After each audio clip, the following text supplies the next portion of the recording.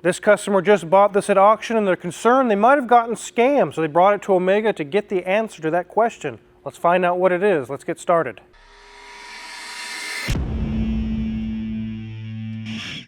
This is a 2014 Jaguar F-Type S. It is the Coyote 5-liter supercharged, the same one Ford's used in the Mustangs.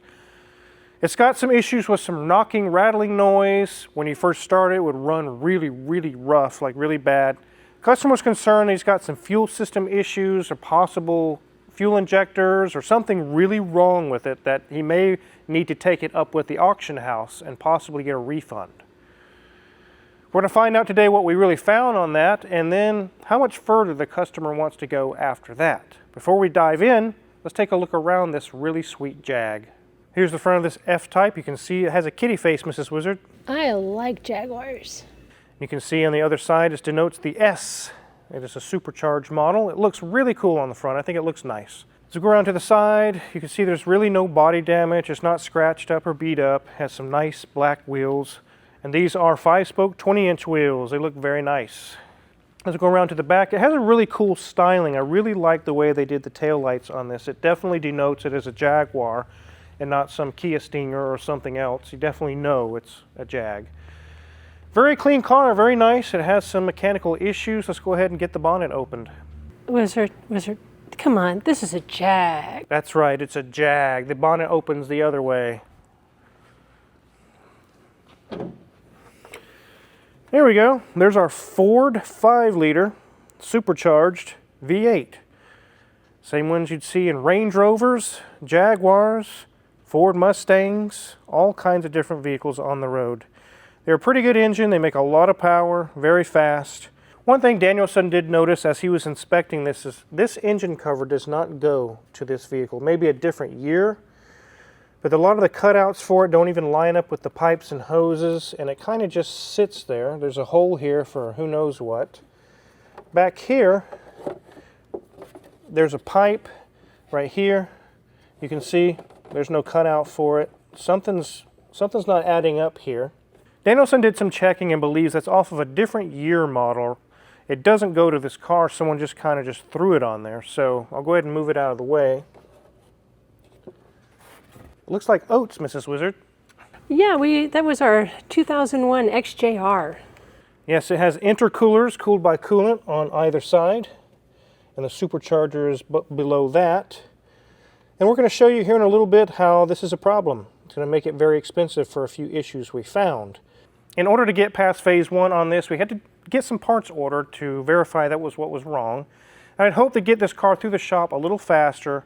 But at first we had to thoroughly diagnose it and then start the waiting game of getting parts. I really wish some of my suppliers would get organized and use ShipStation. While the shop doesn't ship very much, we definitely receive lots and lots of shipments. I know which vendors have it together and which ones are ran by clowns. How many times I've said in my videos I placed orders with a vendor to get an email a week later saying they didn't really even have it in stock and don't plan to. That place needs ShipStation. They make order fulfillment so easy. They bring order management, rate shopping, inventory returns, and all warehouse systems all in one place. With ShipStation, you can compare global carriers like USPS, FedEx, or UPS to find the best rate for each order, with discounts of up to 90% off. You can even set up automations that picks the best carrier, finds the best rate, prints the labels, and sends tracking updates to your customer. All you have to do is box up your product and send it out the door. Their comprehensive analytics monitors so much, but the ones I like the most is how much you're saving and where to optimize.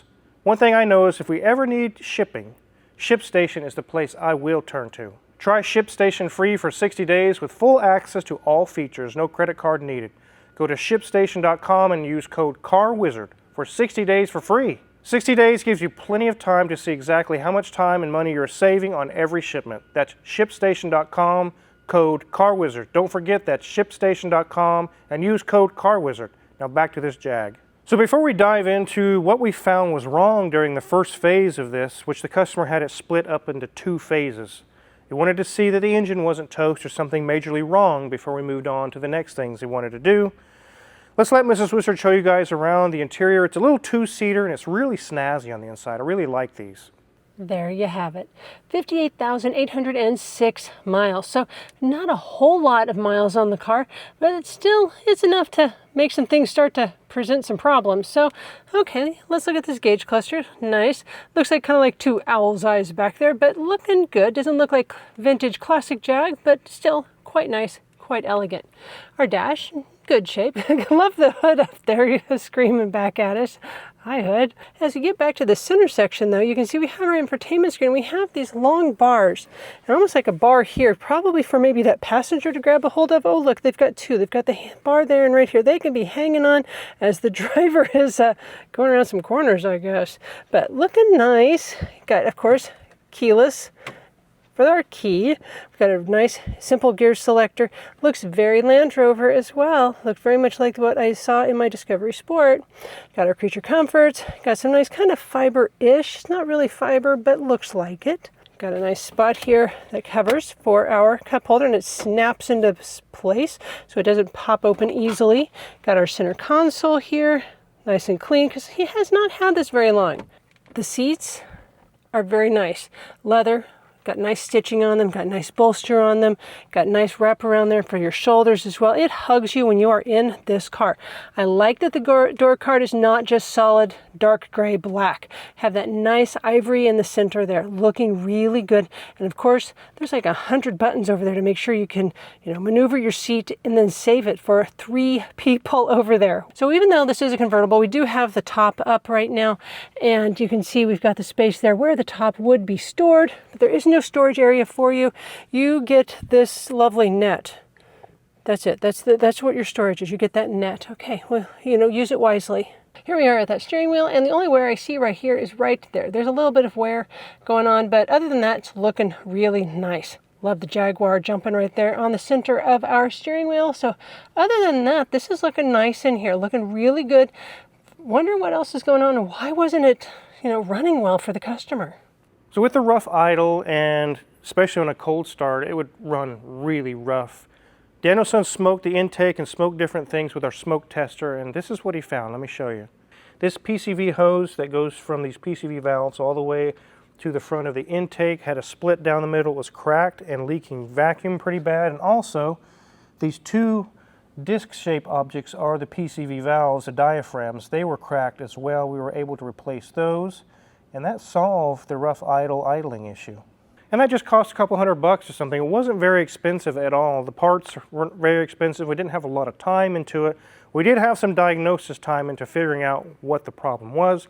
Now the knocking noise, it was like a rattling metallic noise. The customer was concerned this has an engine failure or something's wrong. And he got very lucky. Let's get it on the lift and show you what we found there.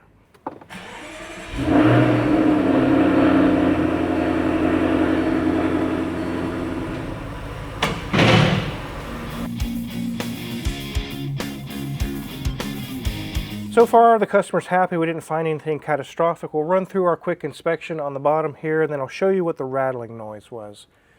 Right here in our radiator area, we don't see any coolant leaks or anything going on like that. We do see on the engine oil pan, there's a lot of oil seepage coming down here, and it's actually coming from the valve covers up top. It's leaking down the engine block and just kind of getting all over the place. We'll check our wheels out. The brakes are about 60 to 70% remaining. Ride height sensors are all intact. The strut is not blown. I don't see any other issues. Our sway bar link is not loose. Brakes are about 70% over here. Strut is not blown. Sway bar link is not loose. I don't see anything leaking from our steering rack. Now the rattling noise, this is where the customer got lucky. It wasn't something shelled out in the engine. It was this oxygen sensor right here, was just loose.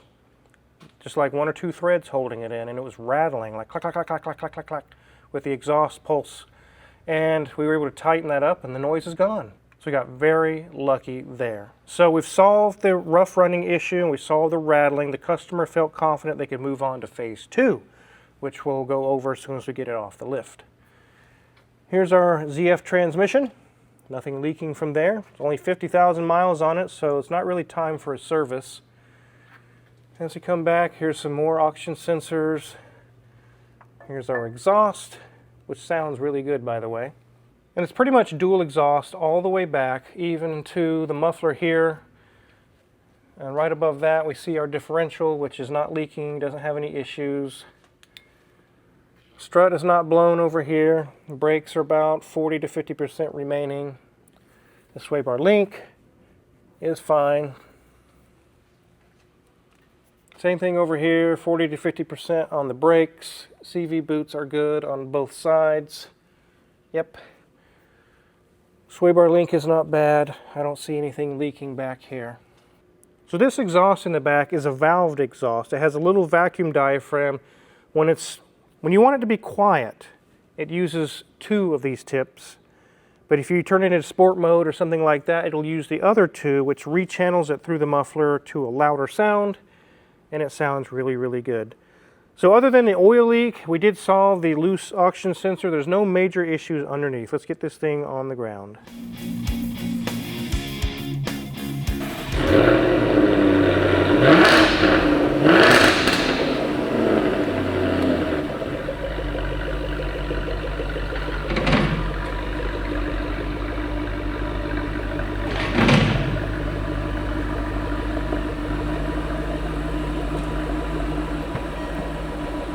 Didn't I tell you guys it sounded good? That thing sounds amazing.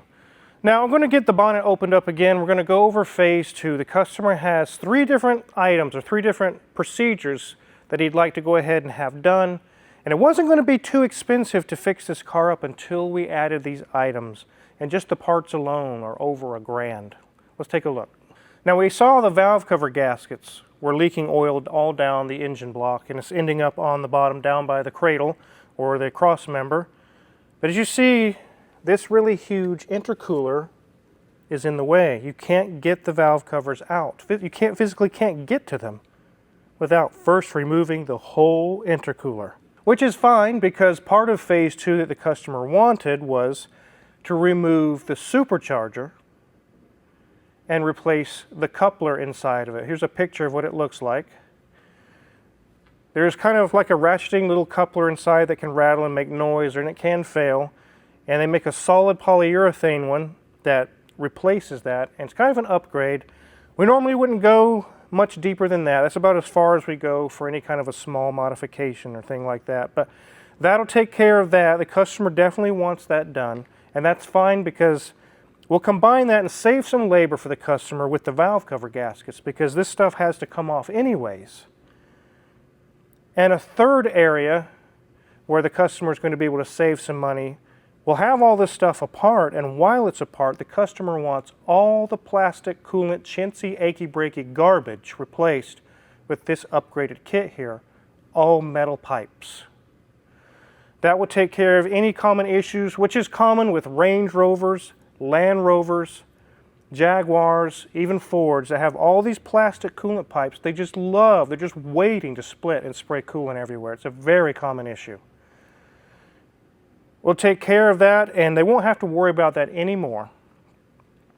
That'll be all combined together in one huge operation, which is a lot of labor, and all these upgrade parts and metal pipes and gaskets and all these things. It adds up fast. Then the customer did add a 4th thing that we recommended, was serpentine belts and all the pulleys, all of them. Let's take a look around the engine bay real quick and show you these things.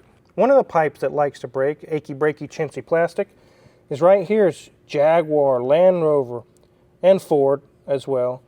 This is plastic, and we're just waiting to split and spray coolant everywhere. There's several of pipes like that all over the engine that are hard to get to unless it's torn apart, which we will have it torn apart. So we'll have to take these pipes out of the way, but you can see the belt right here. This is the supercharger. We're going to have to remove the supercharger to do our coupler upgrade, but we're going to be putting new belts and all new tensioners, pulleys, everything on the front of the engine, all new. Now with all the things we have to combine, which we have valve cover gaskets, then we have the supercharger upgrade, which we'll have the supercharger out. We can service it while it's out. It'll be really easy to work on. Intake gaskets, all those things. And also the coolant pipes I just mentioned. It tallied up to be almost like 35 or 40 hours of labor, but since we're doing them all together, I can get that down to around 20. Almost in half. It's still going to be a big bill. When you tally it all up, it's going to be several $1,000s by the time we do all the parts, all the labor, things we've already done, the coolant pipes, pulleys, all this stuff adds up pretty fast, guys. But the customer said, I love this car. I want to preventively do all these things to make sure it doesn't fail on me. And I can just drive this thing and enjoy it. And we definitely agreed, and we were going to proceed. We got the parts on order. And as soon as they arrive, we can dive in and start pulling this thing apart. So did the customer get scammed? With everything that was happening, the way it was running, and it was knocking and making weird noises, it was kind of scary. The customer's like, I might have gotten taken to the cleaners here. I'll take it to Omega and find out if I did or not. The customer got very lucky. Just a PVC pipe, some diaphragms, and a tighten up of an oxygen sensor. The rattle's gone. The terrible rough idle's gone. Then the customer said, okay, I've got some other things I want to do. I just didn't want to jump to that first if I have a junk F-type Jaguar. Very lucky, very happy to give the customer the good news. Nothing majorly wrong with this car. And we got the green light on the rest of the work. That's one thing you guys need to be careful of when you buy from any auction service anywhere in the world. They could say this, they could say that. But until it actually arrives and you get your eyes on it and you're able to sit in it and start it and run it and drive it, you could get taken to the cleaners. They do offer services at some auction sites to do a pre-purchase inspection, and they check it over and everything, and that's definitely something you would definitely want to do. But you guys watch Hoovie's Garage. If you see any of his videos, there's so many cars that he buys from auctions, and it arrives and it's nothing like they said it was. A lot more is wrong than what was led to believe. So you mean like that hybrid Escalade back there? Yes, it had a lot more wrong with it than was led to believe. Just like the Rolls Royce that Hoovie got on an auction site, he paid $9,900 for it or something. It needed a lot. It still needs a lot. We're going to be doing videos on that as well now that it's my car. We're going to be continuing fixing it up. But definitely wanted to get a video out there to you guys to show you that this customer got lucky. He got it in an auction, possibly scammed, and it ended up being a really good deal. We'll get a few other things fixed on it that they want, and this car will be leaving. If you're curious what kind of tools we're going to use to work on this F-Type, or the Rolls Royce, or the R8, or any other car in the shop, check our Amazon affiliates link in the description below. A lot of the tools we use every day, tried and true, are listed for sale there, and if you purchase any of them, we get a small cut. We really appreciate it. Make sure to hit the subscribe button here and the notification bell because there's many more videos to come. Thanks for watching.